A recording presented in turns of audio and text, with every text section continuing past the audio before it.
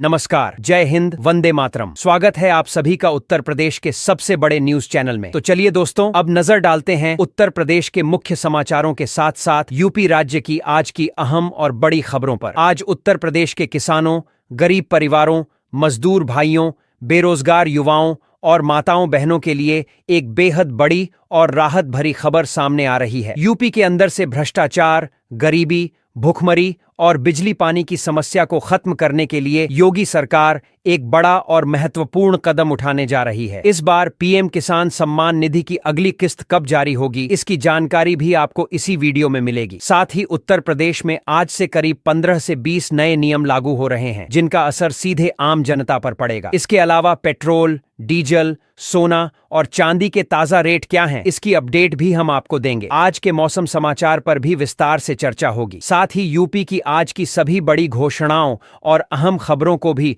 विस्तार पूर्वक जानेंगे। अगर आप उत्तर प्रदेश के निवासी हैं तो हमारे इस चैनल को सब्सक्राइब जरूर कर लें, ताकि आपको यूपी की हर जरूरी और बड़ी खबर सबसे पहले मिल सके। सरकार की जिन योजनाओं का लाभ आप ले रहे हैं, उन योजनाओं को लेकर भी कई बड़े बदलाव किए गए हैं। यदि आपने इन नियमों को नहीं समझा तो आप कई योजनाओं से बाहर भी हो सकते हैं। इसलिए इन नए नियमों की जानकारी आपके लिए बेहद महत्वपूर्ण है। तो आखिर ये नियम क्या हैं? क्या ये आपके ऊपर लागू होंगे या नहीं? इसका पूरा सच जानने के लिए आपको यह वीडियो अंत तक देखना होगा। हर नियम और हर जानकारी आपको एक एक करके विस्तार से बताई जाएगी, इसलिए वीडियो में अंत तक जरूर बने रहिएगा, क्योंकि आपके फायदे से जुड़ी सभी अहम खबरें आपको यहीं विस्तृत रूप में मिलने वाली हैं। तो चलिए अब आपको यूपी की आज की महत्वपूर्ण और बड़ी खबरें फटाफट बता देते हैं।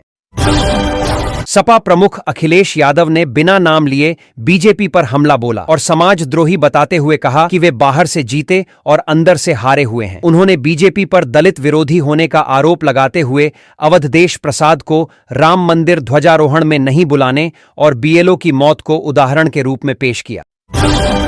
दिल्ली लखनऊ हाईवे पर मुरादाबाद के 0 पॉइंट के पास रोडवेज बस और ऑटो की टक्कर में एक ही परिवार के 6 लोगों की मौत हो गई, जबकि 6 गंभीर रूप से घायल हैं। ऑटो चालक माटी उर्फ संजू परिवार के साथ शादी समारोह जा रहा था। टक्कर इतनी तेज थी कि ऑटो पूरी तरह क्षतिग्रस्त हो गया।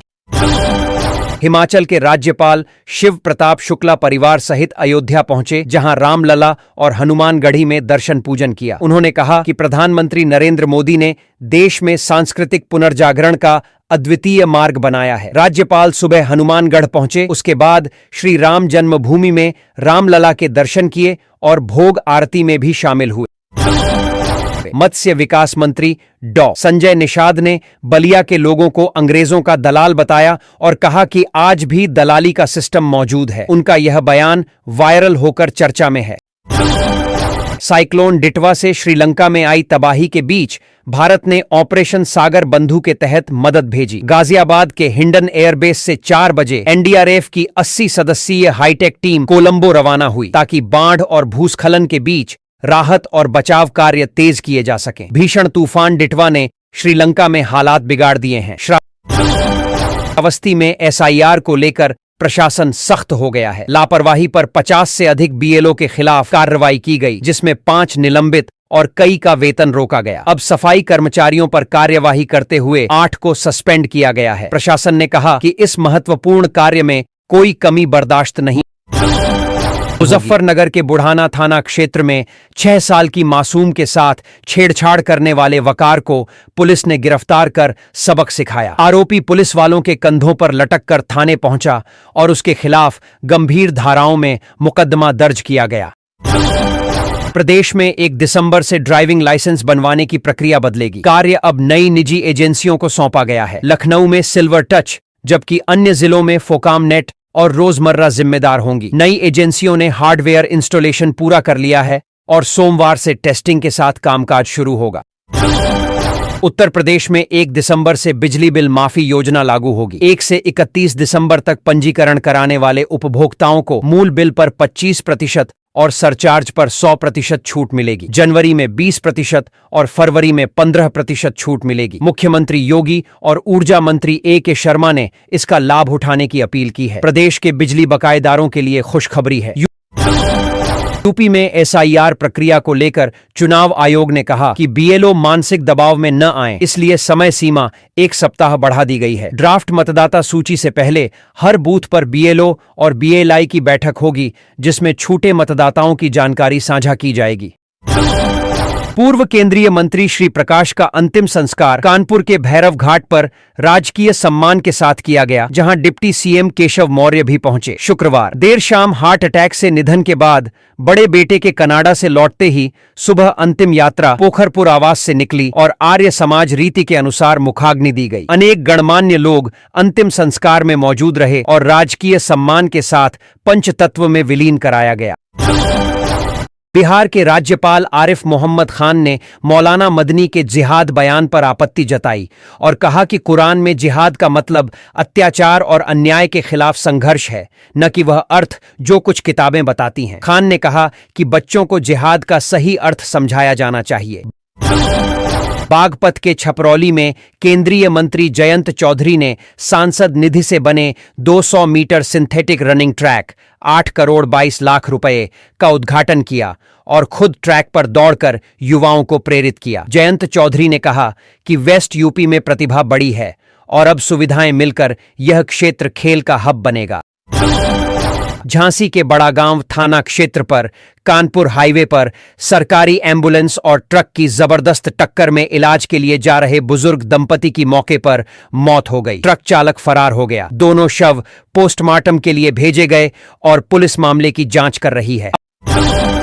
अपना दल एस में बड़े स्तर पर फेरबदल हुआ। अनुप्रिया पटेल ने 9 जिलों में नए पदाधिकारियों को जिम्मेदारियां सौंपी। पंचायत चुनाव से पहले संगठन में यह पुनर्गठन किया गया है। राष्ट्रीय अध्यक्ष अनुप्रिया पटेल के निर्देश पर 2 नेताओं को प्रदेश उपाध्यक्ष, 3 को प्रदेश महासचिव और 4 को प्रदेश सचिव बनाया गया। प्रदेश अध्यक्ष आरपी गौतम ने शनिवार शाम नई सूची जारी की। पनकी मंदिर परिसर कानपुर से एक महिला ने 13 वर्षीय किशोरी की गोद से उसके 4 माह के छोटे भाई को छीन लिया। घटना के बाद पुलिस ने सीसीटीवी के सहारे आरोपी दंपति को 24 घंटे के भीतर गिरफ्तार कर मासूम को मां को सुपुर्द कर दिया।